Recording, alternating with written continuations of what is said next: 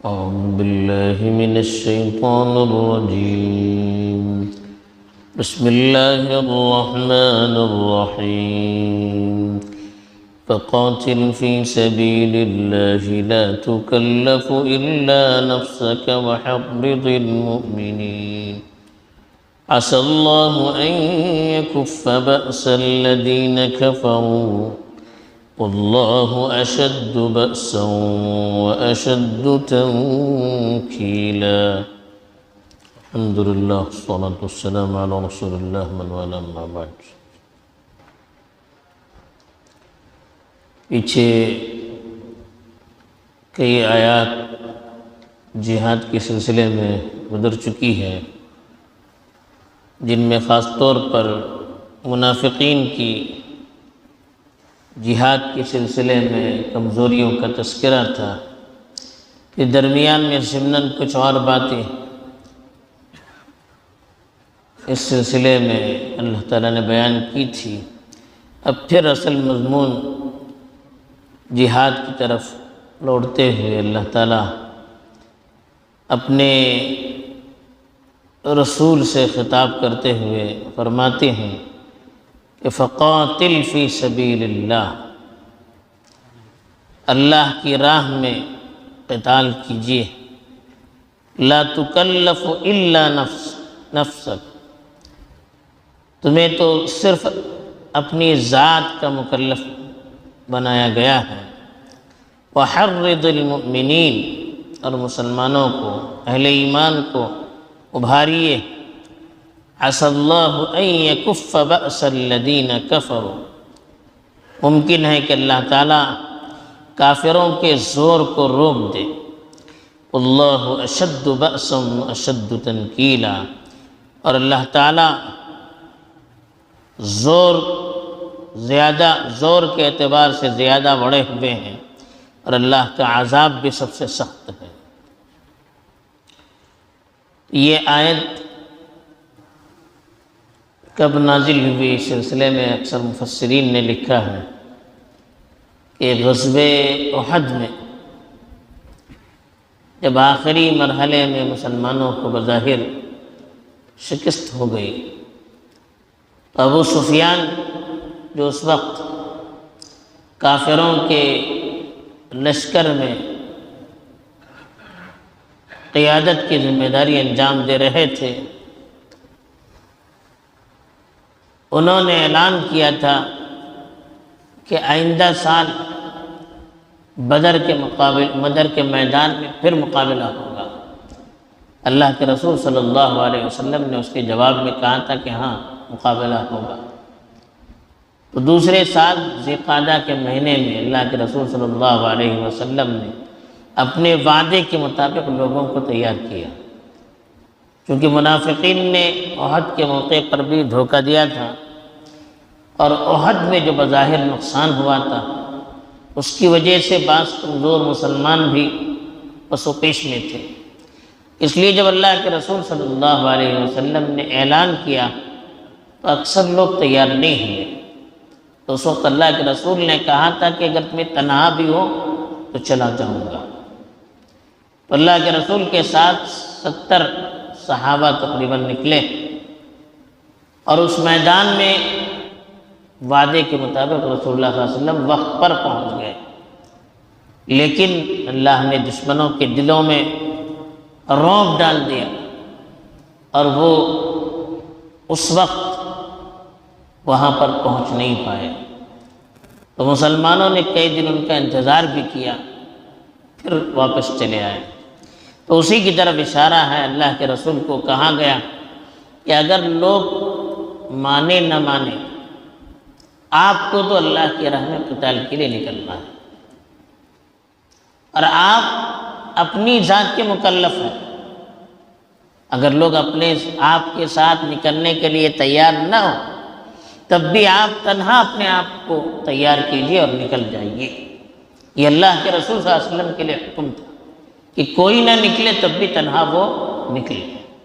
تو اسی لیے کہا فقاتل فی سبیل اللہ، اب اللہ کے راستے میں قتال کیجیے. حکم دیا گیا رسول اللہ صلی اللہ علیہ وسلم کو، اور کہا گیا کہ لا تکلف الا نفسک، تم تو صرف اپنی ذات کے ذمہ دار بنائیں گے۔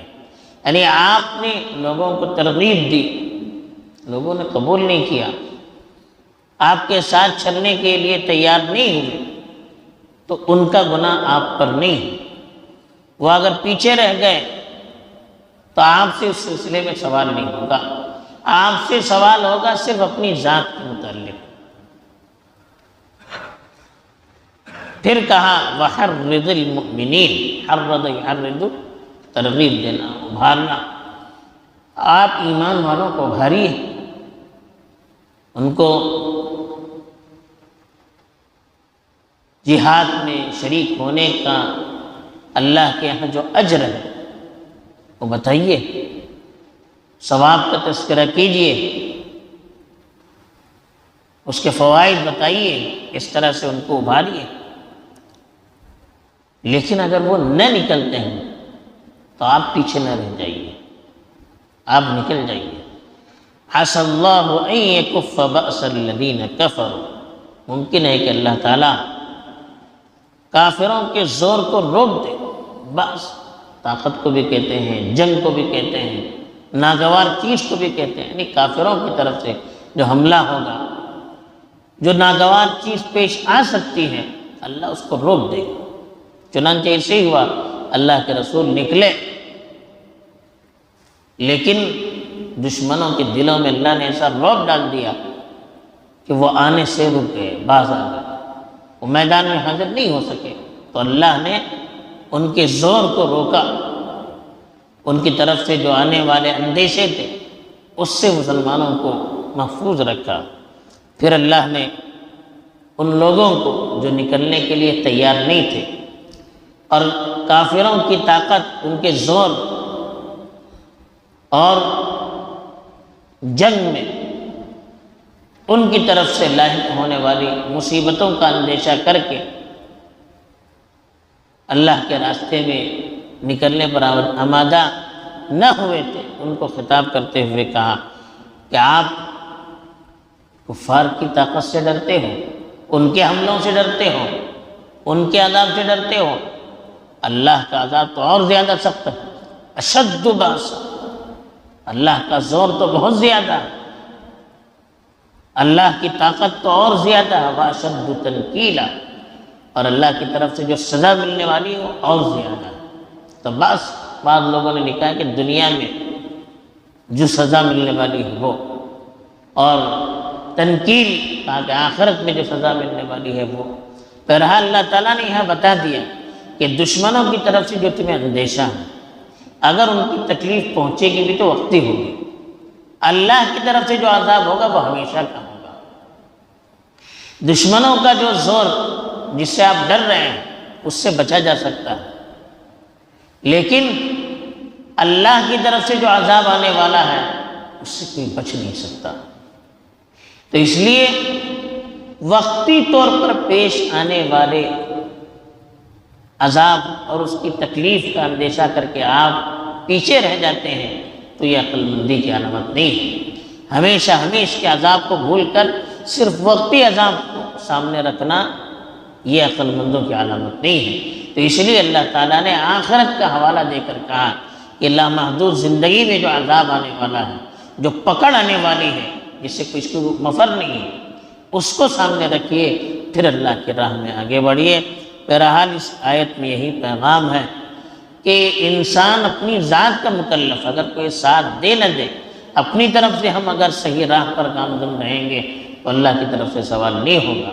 ہم نے دوسروں کو بتا دیا، اگر انہوں نے نہیں مانا تو ان کے نہ ماننے سے اللہ کی طرف سے ہمیں پکڑ نہیں ہوگی، لیکن ہماری جو ذمہ داری ہے بتانے کی، سمجھانے کی، ترغیب دینے کی، اس کو تو ہمیں انجام دینا ہے۔ دوسری چیز یہاں یہی بتائی کہ اللہ پر بھروسہ کر کے ہم نکلیں گے تو اللہ کی مدد یقیناً ساتھ ہوگی۔ تیسری چیز جو اس آیت سے ہمیں پیغام کے طور پر معلوم ہوتی ہے وہ یہ کہ ہمیں دنیا کی تکلیفوں سے اور دنیا کے دشمنوں سے ڈرنے کے بجائے اللہ کی طرف سے جو پکڑ ہونے والی ہے، وہاں جو کوشش ہونے والی ہے، اس کو سامنے رکھ کر آگے بڑھنا چاہیے، جس سے ہمت بھی ملتی ہے، حوصلہ بھی ملتا ہے، اور اللہ کی طرف سے ثابت قدمی بھی حاصل ہوتی ہے۔ اللہ تعالی ہم سبوں کو توفیق دے، آمین۔ وآخر دعوانا الحمدللہ رب العالمین۔